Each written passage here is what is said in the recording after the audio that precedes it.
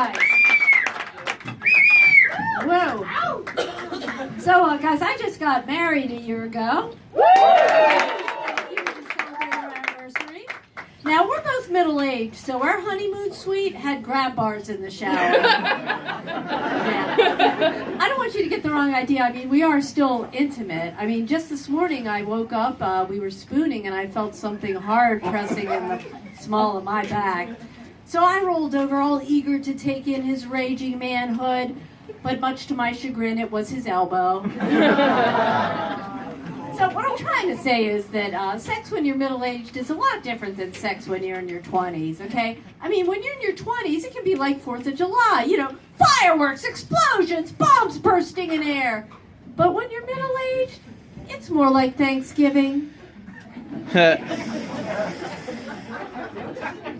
And I love Thanksgiving because there's a whole lot of eating going on. Woo! Gobble, gobble, gobble, gobble. See, I forgot the turkey neck. Oh, anyway, this is my second marriage. Is anybody here divorced? Yeah. Okay, all right. Anybody here wishes they were divorced? Okay. Well, you know, when my ex-husband Tom and I went through his midlife crisis, he just got angry all the time, right? And his humor began to come from a really dark place. Okay, we're at the spring fair, and he buys himself one of these big old sausage and pepper sandwiches, and he walks right over to the pita table. And by pita, I'm not talking about the Middle Eastern pocket bread. I'm talking about people for the ethical treatment of animals pita. So he's standing there in front of them eating this big greasy sub. And as if that's not bad enough, he's like, I just love animals. I belong to PETA. People eating tasty animals. Like, people eating tasty animals? What a dick. You know, and he had the nerve to be critical of me. He used to accuse me of being selfish. And one day, out of the blue, he turns to me and he says, I think marriage ought to be a renewable contract. I was like, really? Hey, does that mean I have the option to outsource? No, it's more like the NFL, and I'm not satisfied with your performance, and I'm thinking of courting free agents. I'm like, well, you go right ahead and do that, hon, and I'll do the same. Well, guess what, folks? I did not renew that contract. I got me a quarterback fresh out of college. Yeah. He had a strong arm, lots of stamina, and he knew how to go deep. Woo! Yeah, I was thinking of signing him to a long-term contract. But rest assured, now I'm married to an age-appropriate man. But, you know, it still bothers me to this day that my ex thinks I'm selfish. I mean, I really don't think I'm self-centered. If anything, maybe I'm a little self-absorbed. But, I mean, is that really such a bad thing? I mean, think about it. Every time I look in the mirror, I get to see my favorite person. Sometimes it takes me like 20 minutes to drag myself away. I guess that's why I like going to the gym, on account of all the mirrors. You know? And, you know what my trainer said to me today? He said, I'm going to train you like a 40-year-old. And I was really offended by that at first, until I remembered that I'm 55. Yeah, I'm not doing bad for 55. I mean, I'm still rocking this body. But I have a confession to make. Sometimes when I'm in the grocery store, if there's nobody in the produce section, I'll go around comparing myself favorably to the melons. But you know something? I got to be wearing a good bra like I am tonight to do that, because otherwise I may as well be comparing myself to the butternut squash. I mean, like, if I'm going to wear a bathing suit, it's got to be a one-piece with a built-in underwire, because otherwise, if the legs are too high cut, my nipples will show. Hate when that happens. Oh, man. I'll just talk about my body parts. I don't want you to think that I'm conceited. I mean, I actually have had issues with body image because I used to be 50 pounds heavier.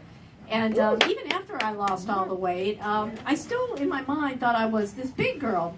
Until one day, I happened to be in our favorite place, the D.C. Metro. And I was riding up the escalator at the DuPont Circle Metro Station, and this big guy tries to push past me, and he's like, hey, would you mind moving your skinny ass out of my way? I'm like, excuse me, what did you just say? I said, get out of my way, you skinny ass bitch. Ooh. And it was like the clouds parted. The angels sang, the trumpets blared. I had finally seen the light. I mean, skinny ass bitch. I mean, that was like the nicest thing anybody had ever said to me. So I stripped down buck naked, mounted him, and gave him a big wet kiss. Oh, guys, I'm just kidding. That's not true. That didn't happen. I didn't kiss him. But we did just celebrate our wedding anniversary. Yeah. Now, did I mention that my ex-husband's name was Tom? I did, right? Okay, anybody want to guess my current husband's name? That is correct also, Tom. And you know, that's really convenient for me because I don't have to worry about yelling out the wrong name during service. But I'll tell you what, it has confused the hell out of my friends. Now, they're all big fans of the Terminator movies, you know, with Arnold Schwarzenegger. So get this, they started calling my ex-husband T1 and my current husband T2. And one of them's like, "Oh, Sandy, if this doesn't work out with T2s, they're going to be a T3. And I'm like, hell no, there's not going to be a T3. If there's a T3, it'll be T3 Rise of the Machines." So I don't want to say that I dragged T2 down the aisle, but I did have to build a strong business case. You see, I worked for the state of Maryland, and I had to show him just how much money he could be saving on his health insurance. But I didn't think this thing through because now that we're married and he's saving hundreds of dollars every month, he's told me I can't quit or lose my job because that would be breach of contract and grounds for divorce. So now I'm trapped in a marriage and a job. But that's okay, guys. That's not true. I mean, I love my job. But you know something? In retrospect, it probably wasn't the brightest thing of me to base my whole marriage on my job security because, I mean, I'm from Baltimore. My office is just outside of D.C. And I don't know if it's that they're uptight or politically correct or what, but they just don't get this bomber girl. I mean, like, okay, today I'm in a meeting, and I get the grandmother of all hot flashes. I mean, I feel like I'm going to pass out. I got sweat dripping down my nose. I'm fanning myself with the notepad. And my face must have been beet red because one of the guys in the meeting was like, "Are you okay?" And I didn't want to say, "Yeah, I'm having another hot flash. Welcome to my private summer." Because last time I said that, I got a little talking to from Human Resources. So instead I said, "You know, I really ought to stop smoking crack before coming to these meetings." Well, I'm glad you guys are laughing because they were not amused. A few minutes later, I'm in the ladies' room stall and I overhear a couple of them talking and I hear one say to the other, "Do you think she was serious about smoking crack?" "I don't know, she is from Baltimore." That was rude.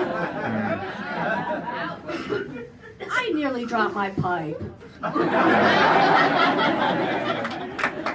Thank you. I got to get out of here. My husband is home preparing a turkey, and maybe if I play my cards right, I could get some stuffin in my muffin. I'm Sandy Bernstein. You guys have been awesome. Thank you. Good night.